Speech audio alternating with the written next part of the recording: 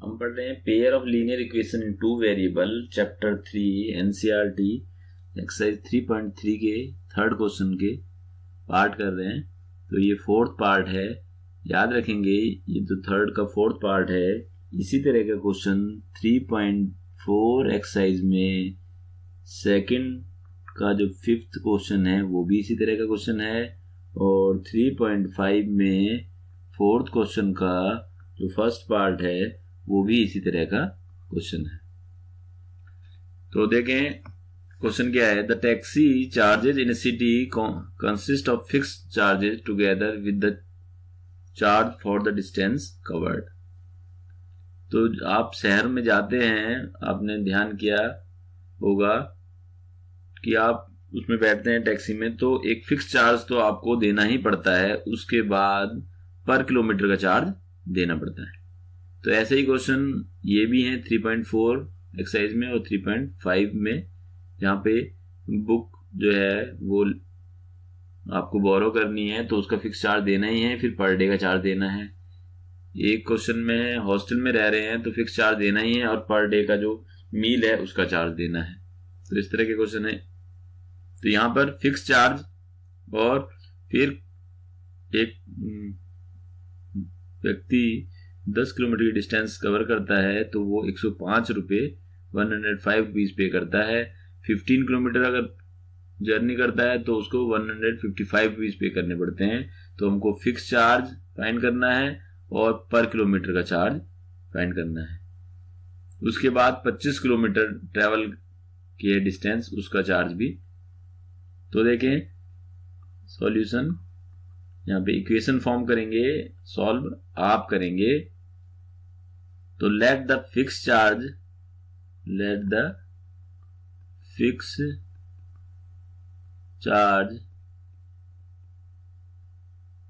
Of taxi equal to rupees X and per kilometre charge of taxi equal to rupees Y. तो fix charge जो है, जो आप बैठे और उतर भी गए टैक्सी में से, तो इतने रुपए तो आपको देने ही देने हैं। और अगर आप जितने किलोमीटर ट्रैवल करेंगे इसके अलावा, एक्स के अलावा, आपको पर किलोमीटर का इतना पे करना होगा। तो यहाँ पर अकॉर्डिंग टू फर्स्ट इंफॉर्मेशन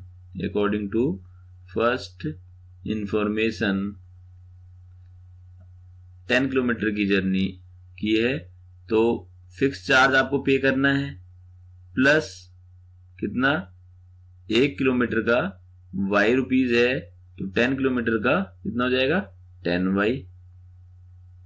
तो ये तो किलोमीटर डिस्टेंस कवर किए वो चार्ज देना है, और टैक्सी में बैठने का ही चार्ज यानी फिक्स चार्ज देना ही देना है। तो इन दोनों चार्ज कुल मिला के 10 किलोमीटर का आपको कितना पे करना पड़ा 105 रुपीज। ये है इक्वेशन फर्स्ट।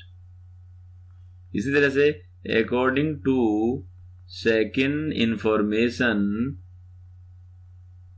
15 किलोमीटर की डिस्टेंस कवर की है, जर्नी की है, तो फिक्स चार्ज टैक्सी में बैठने का देना ही देना है x रुपये, प्लस 1 किलोमीटर का y रुपीज चार्ज है, तो 15 किलोमीटर का चार्ज कितना होगा 15y। सपोज 1 किलोमीटर का चार्ज 10 रुपये है तो 15 किलोमीटर कितना हो जाएगा 15 इंटू 10 यानी कि 150 रुपीज, और फिक्स चार्ज तो देना ही है x रुपीज। तो x plus 15y equal to कितना हो जाएगा 155 rupees. This is equation second. अब आपको इन इक्वेशन को सॉल्व करना है। एग्जाम में तो आप किसी भी मेथड से कर सकते हैं, लेकिन यहाँ पे इस एक्सरसाइज में बोला गया है कि आप सब्स्टिट्यूशन मेथड से ही सॉल्व करें। तो यहाँ पे आप सब्स्टिट्यूट कर लेंगे वैल्यू को, सेकंड इक्वेशन में देख लें x इक्वल टू होगा 155 माइनस 15y। x की वैल्यू आ गई है इक्वेशन सेकंड से। Now substituting the value of x from second into equation first. तो इक्वेशन फर्स्ट में अब इस वैल्यू को पुट कर देंगे यहाँ पे, इसकी जगह y की वैल्यू आ जाएगी और y की वैल्यू न्यूमेरिक वैल्यू आएगी, यानी कि पर किलोमीटर चार्जेस आपको पता लग जाएंगे। फिर y की वैल्यू किसी भी इक्वेशन में पुट करके आप x की वैल्यू भी फाइंड कर लेंगे, यानी फिक्स चार्ज भी आपको मिल जाएगा। जब x और y की वैल्यू आ जाएगी तो उसके बाद आप क्या करेंगे, 25 किलोमीटर जर्नी का चार्ज भी फाइंड करना है। तो 25 किलोमीटर के लिए इक्वेशन क्या होगी, x प्लस 25y, क्योंकि फिक्स चार्ज देना ही देना है x रुपीज, और 25 किलोमीटर का पर किलोमीटर को y चार्जेस के हिसाब से पे करना होगा। तो यहाँ पे x और y की वैल्यू पुट करके आप 25 किलोमीटर डिस्टेंस के लिए कितना पे करना पड़ा वो फाइंड कर लेंगे।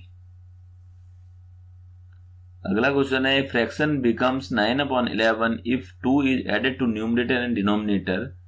तो लेट द फ्रैक्शन इज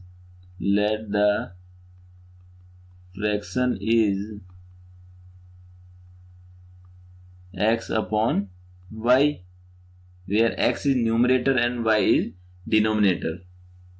तो ये फ्रैक्शन हो गई। अब according to first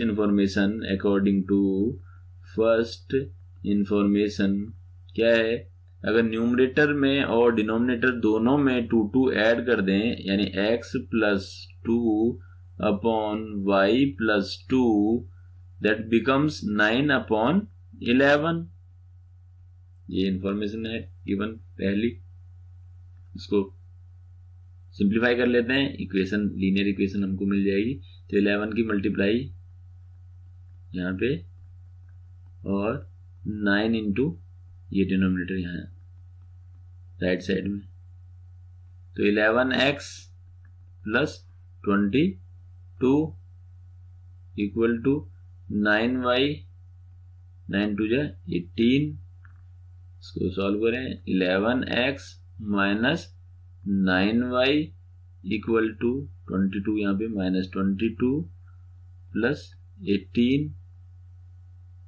11x minus 9y equal to minus 4। ये हो गई इक्वेशन फर्स्ट। अब सेकंड इंफॉर्मेशन क्या है, if 3 is added to the both numerator and denominator it becomes, दो बार आ गई, 5/6। तो अब दोनों में according to second information x में भी 3 ऐड किया और y में भी 3 ऐड किया, इट बिकम्स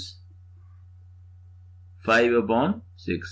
अब ये 5/6, तो न्यूमरेटर डिनोमिनेटर दोनों में 3 ऐड करने पर जो फ्रैक्शन है वो 5/6 हो जा रही है। इसको भी सिंप्लीफाई करेंगे, 6x प्लस 3 और ये 5y/3। तो ये हो गया 6x प्लस 6 3 जा 18, ये 5y 5 3 जा 15, और वेरिएबल्स को लेफ्ट में साइड चेंज करने पे माइनस हो जाता है, आपको पता है। यहाँ पे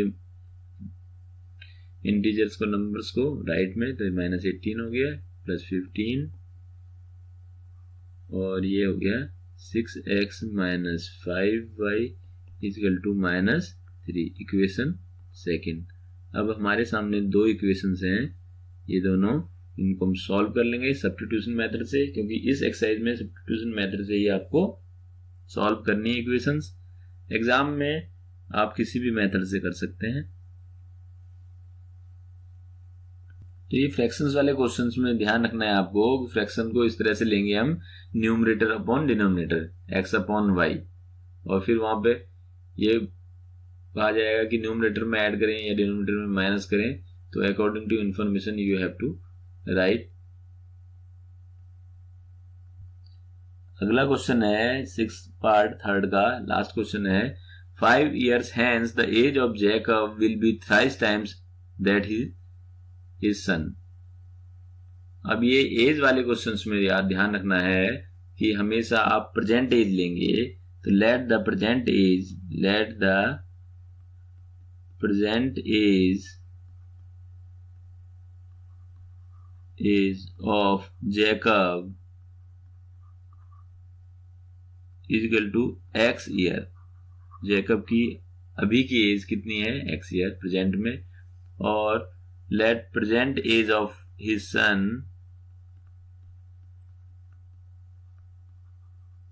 सन इक्वल टू y ईयर्स।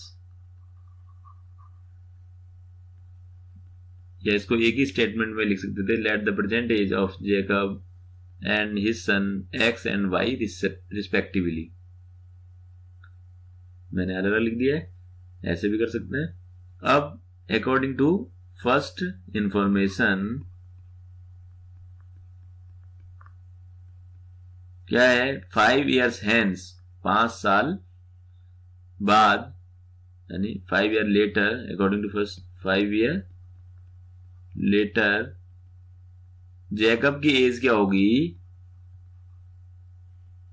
देखना, एज 5 साल बाद, आपकी एज इस समय 15 ईयर है, तो 5 साल बाद कितनी हो जाएगी, 15 + 5 = 20 ईयर। तो ऐसे ही इसकी एज भी बढ़ जाएगी, एक्स अभी है, 5 साल बाद x + 5, और उसके बेटे की सन एज कितनी हो जाएगी, अभी y है, 5 साल बाद y + 5।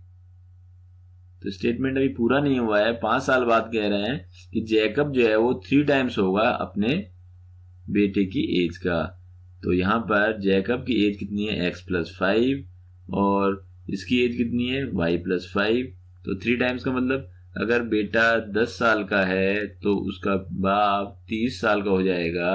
तो इसको बराबर कैसे लिखेंगे, स्टेटमेंट को इक्वल टू 3 इंटू करना होगा। तो इसमें बेटे की एज में 3 से मल्टीप्लाई किया, तब दोनों की एज बराबर हो गई। तो 5 साल बाद जैकब की एज x + 5 होगी, उसके बेटे की y + 5 होगी, और जैकब की एज बेटे की एज से 3 टाइम्स है, यानी कि इसमें हम 3 से मल्टीप्लाई करेंगे, दोनों बराबर हो जाएंगे। अब तो यहां इसको सिंप्लीफाई कर लेते हैं, x + 5 इक्वल टू ये हो गया 3y, और ये 3 × 5 = 15। वेरिएबल्स को एक तरफ, x - 3y इक्वल टू यहाँ पे -5 + 15, और ये हो गया x - 3y equal to 10। Equation first हो गई। अब सेकंड इंफॉर्मेशन क्या है, 5 years ago, 5 साल पहले। तो यहां पे लिख देते हैं 5 year ago, 5 साल पहले जेकब की एज क्या होगी, आज आपकी एज 15 ईयर है, 5 साल पहले कितनी थी, 5 years, लेस हो जाएगा, यानी कि 15 - 5 = 10 ईयर। तो ऐसे ही जैकब की एज कितनी हो जाएगी 5 साल पहले, अभी x है तो 5 साल पहले 5 माइनस उसकी बेटे की सन एज क्या होगी, अभी y है तो 5 साल पहले y - 5। अब इंफॉर्मेशन क्या है, वो ये है कि जैकब अपने बेटे का 7 टाइम्स था उसकी एज। तो अब ये जैसे 3 टाइम्स किया हमने यहाँ पे, तो अब 7 टाइम्स, तो x - 5 इक्वल टू हो जाएगा बेटे की एज का 7 टाइम्स। तो इसको सिंप्लीफाई करते हैं, x - 5 equal to 7y, 7 × 5 = 35, x - 7y, variables को लेफ्ट में, ये हो जाएगा +5 - 35, और ये है x - 7y इक्वल टू -30। अब आप इसको सब्स्टिट्यूशन मेथड से सॉल्व कर लेंगे, तो x और y की वैल्यू आ जाएगी, यानी कि जैकब की एज और उसके बेटे की एज आपको मिल जाएगी। वो क्या होंगी, प्रेजेंट एज, क्योंकि हमने प्रेजेंट एज ही x और y ली थी। तो इस तरह के क्वेश्चन नेक्स्ट एक्सरसाइज में भी हैं, उनको भी आप इसी तरह से करेंगे। एज वाले क्वेश्चन में प्रेजेंट एज लेंगे, और फिर लेटर 5 ईयर लेटर या 7 ईयर लेटर, और या 5 ईयर बिफोर या 3 ईयर बिफोर इस तरह से करेंगे।